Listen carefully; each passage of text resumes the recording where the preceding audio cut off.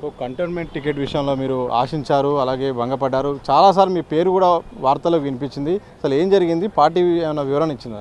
Actually నేను సత్పల్లి 2 సార్లు పోటీ చేసిన. సత్పల్లిలో పోటీ చేస్తే పొంగులేటి శ్రీనివాసరెడ్డి గారు సత్పల్లి కంటోన్మెంట్లో పోటీ చేయమని అడిగాను. అక్కడ కంటోన్మెంట్ తిరుగుతున్న క్రమంలో అకస్మాత్తుగా గద్దర్ గారు చనిపోయిండు. సో పార్టీ నిశ్చయించి గద్దర్ బిడ్డకి ఇచ్చింది. అది జరిగింది. ఈసారి మళ్ళీ అక్కడ ఎమ్మెల్యే చనిపోతే నాకు అవకాశం ఏమన్నా అని పార్టీ ఇంకో కొత్తకైనా తీసుకొచ్చింది. పార్టీ నిర్ణయం మేరకే పార్టీ అట్లా చెప్తే అట్లనే. సో చివరిగా ఏం చెప్తారు? ఎందుకంటే ఒకవైపు బీజేపీ కానీ, ఇటు బీఆర్ఎస్ కానీ మాదిగలకు అన్యాయం చేస్తుంది కాంగ్రెస్ పార్టీ. మేము సరైన అభ్యర్థులను పెట్టినా మా వైపు ఉండని చెప్తున్నాను. ఈ నేపథ్యంలో కాంగ్రెస్ నుండి ఎలాంటి మెసేజ్ మీరు మీ యొక్క సామాజిక వర్గానికి ఇస్తున్నారు? నేను ఏమంటున్నానంటే వర్గీకరణ జరగాలంటే మనం ఓట్లు ఎవరికి వేయద్దు, మన విచక్షణ మేరకే ఓట్లు వేయాలి. మళ్ళీ నేను చెప్తున్నా, రేపు కృష్ణమాదిగా బీజేపీకి ఓట్లు వేయమంటే కేంద్రంలో కాంగ్రెస్ పార్టీ అధికారంలోకి వస్తే ఎట్లా?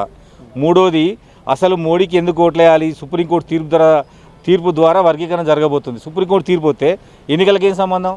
మాదిగలంతా బీజేపీకి ఎందుకు ఓటు వేయాలి? అది కాకుండా నేనేమంటున్నంటే రేపు అసలు తెలంగాణలో కృష్ణమాదిగ పెట్టిన డిమాండే రాంగ్. 7% కాదు, మేము 12%. ఆయన చెప్తుంది 7%. జనాభా లెక్కల ప్రకారం కాంగ్రెస్ పార్టీ ప్రభుత్వం తెలంగాణ రాష్ట్రంలో కులగణన చేయమంటుంది. ఏ కులం ఎంత ఉందో లెక్క చెప్తానంటుంది. ఆ లెక్కల ప్రకారమే సంక్షేమ పథకాలు, ఆ లెక్కల ప్రకారమే పదవులు అంటుంది. రేపు కులగణన జరిగినాక వర్గీకరణ అడుగుదాం. అప్పటివరకు కృష్ణమాదిగని నేను ఓట్ల గురించి మాట్లాడొద్దని చెప్తా ఉన్నా. రెండోది, నేనేం అడుగుతున్నా, నేను క్లియర్గా చెప్పేది ఏంటంటే మన మోడీ రామాలయం కట్టిండు. రామాలయం కట్టిన మోడీ దేశంలో ఉన్నటువంటి చాలా క్రిటికల్ సమస్యలను మొత్తం కూడా వాళ్ళు క్లియర్ చేసుకున్నారు.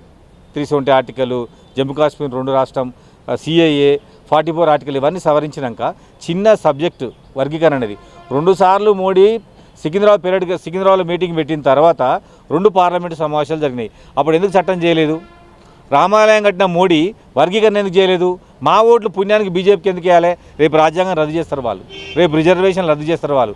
మొదటికే మోసం వస్తుంది. కాబట్టి మాదిగల ఎట్టి పరిస్థితులను బీజేపీ మాట వినొద్దు, బీజేపీకి ఓటేయద్దు. మనం నిన్ననేందో పెద్ద ఎత్తున అంబేద్కర్ జయంతి చేసి మళ్ళీ నిన్ననే బీజేపీకి ఓట్లేయాలంటే బీజేపీకి అంబేద్కర్కు విరుద్ధము. మన అంబేద్కర్ వారసులం, మన సెక్యులర్గా ఉందాం. మీ విచక్షణ మేరకు మాత్రం నేను అడుగుతున్నా, కృష్ణమాదిగా బీజేపీకి ఓటేయమంటాను. నేను బీజేపీకి ఓటేయద్దంటున్నా, మనకు చాలా నష్టం జరుగుద్ది.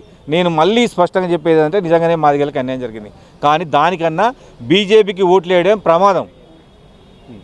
మాకు నష్టం జరిగింది, మాదిగలకు ఇవ్వలేదు. మేము అడిగినాం, కొట్లాడినాం, ఢిల్లీకి పోయినాం, గాంధీభవన్కి వచ్చినాం, మాకు ఇయ్యలే. అయినా మాకు రాని 4 సీట్ల కన్నా బీజేపీకి వెళ్ళడమే ప్రమాదం. రేపు బీజేపీ వస్తే తెలంగాణలో ఇటువంటి పరిస్థితులు ఉండవు, ఇంత ప్రశాంతంగా మనం ఉండలేము. కాబట్టి మాదిగలు 4 సీట్లు రాలేదు, రేపు 40 అడుగుదాం మనం కాంగ్రెస్ పార్టీని. కాంగ్రెస్ పార్టీ వైపే ఉండని మాదిగలు విజ్ఞప్తి చేస్తాను.